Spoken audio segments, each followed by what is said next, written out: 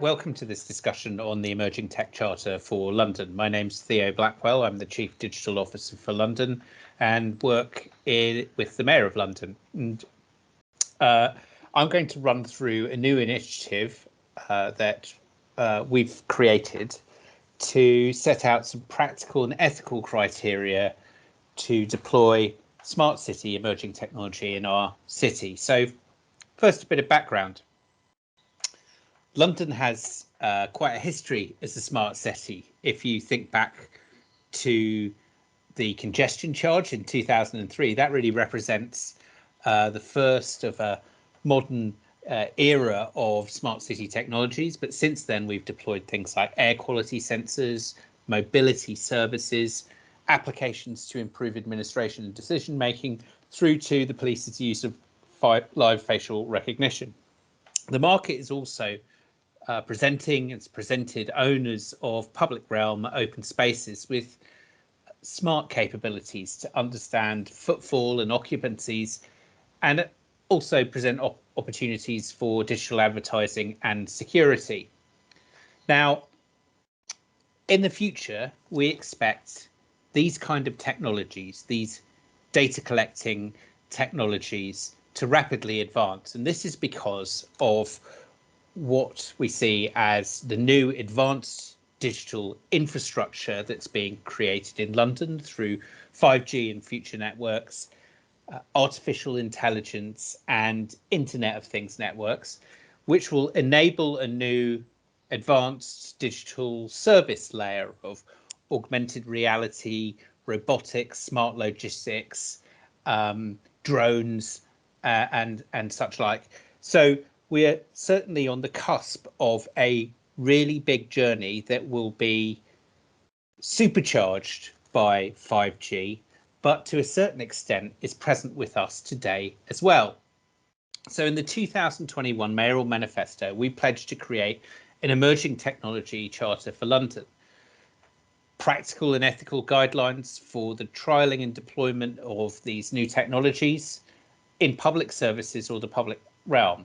And this is because there's a rapid pace of change and in the range of this change, and that lessons from our lived experience with smart city deployments and that wide range of guidance to buyers, makers and citizens that's currently held across government and research bodies and civil society needs to be brought together in something that is uncomplicated and is easy to understand by its users.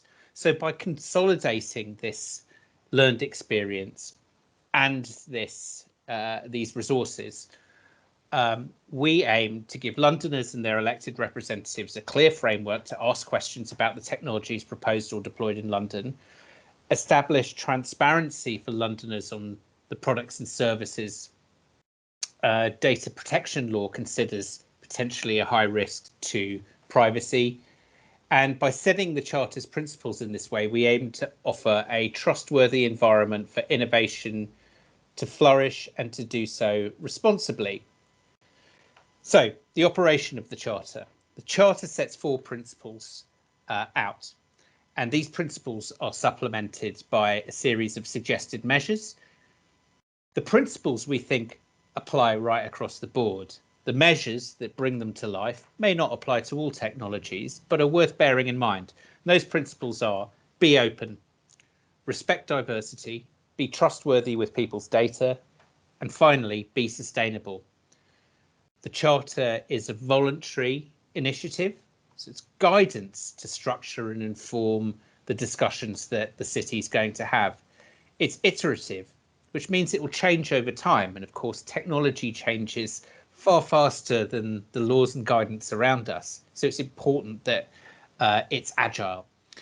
And the driver here really is, amongst other things, reputational.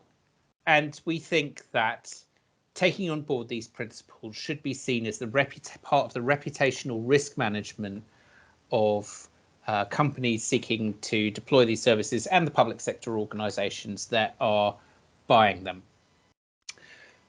The users are threefold. buyers in London local government and public services. And we want you to use these principles when you think about buying and using new technology. And we think these principles could be used by private landlords and others, but it's mainly aimed at those buyers in the public sector.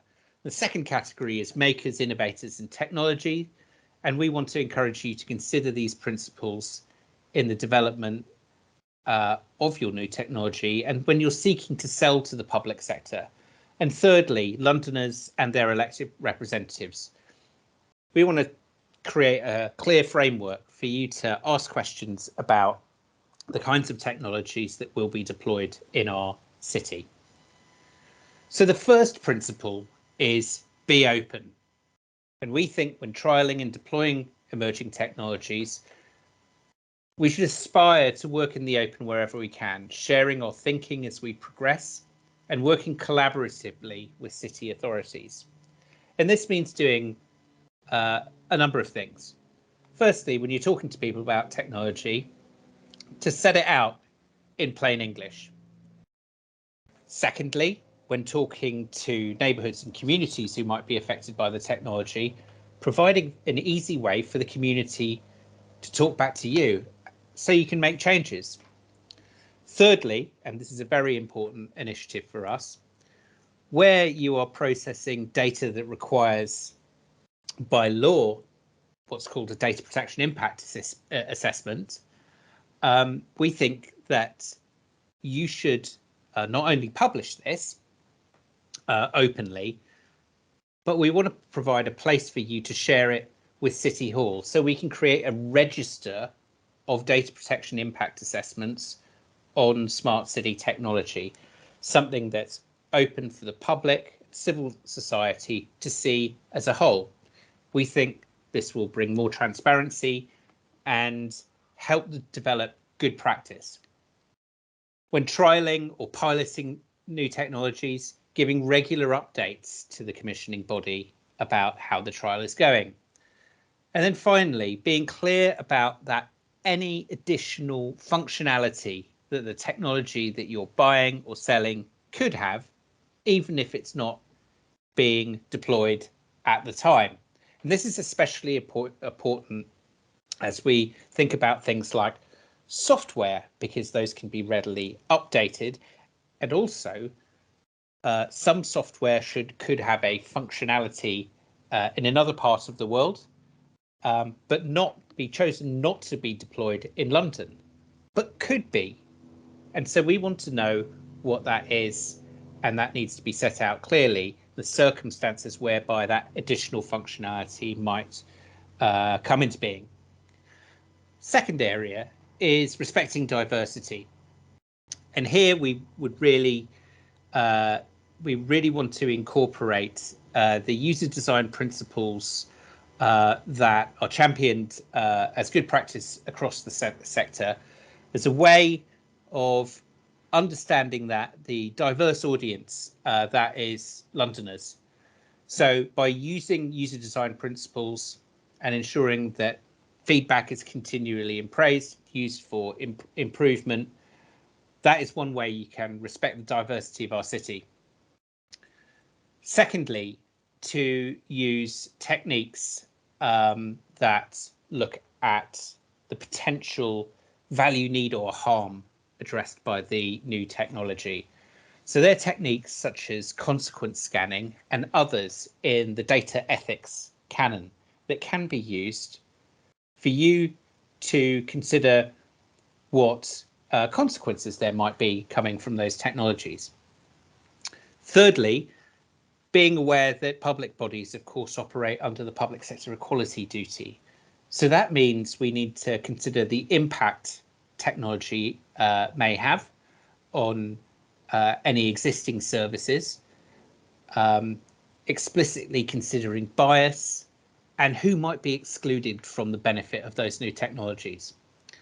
And finally, British government sets down some rules about human rights and in the supply chain as well. So it is actually legitimate during the procurement process for some challenge to be raised over this. The third principle is be trustworthy with people's data. In here, we want you to live the spirit of UK GDPR data protection laws, not just the letter of it. So for us, that means ensuring that as part of the discussion, people have access and engage with the important data ethics tools that exist in government and research bodies, ensuring privacy by design, and the key parts of the checklist that the Information Commissioner's Office have set out on privacy by design. When using things like biometric data, which has provoked enough public concern that the Information Commissioner's Office has published several opinions on this, we'd remind you that the Information Commissioner's Office sets a very high bar for the use of biometric data, such as live facial recognition technologies. And so they say that in your impact assessment of the use of automated biometric data, you need to do certain things, including the consideration of bias, potential impacts on freedoms of citizens, and demonstrating that less intrusive measures cannot reasonably achieve the same purpose. We feel if these technologies cannot meet those tests by the ACO, then they should not be deployed in London.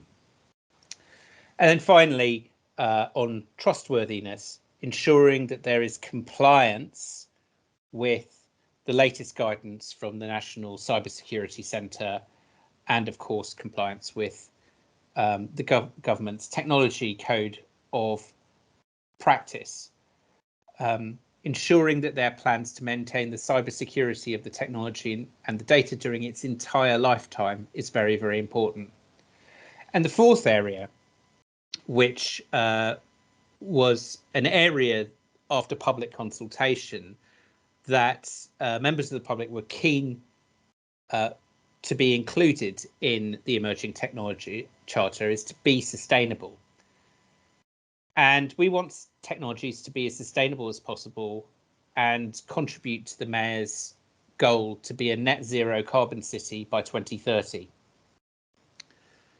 And at the heart of this is the recognition that emerging technologies, although they're often described as virtual, have physical impacts.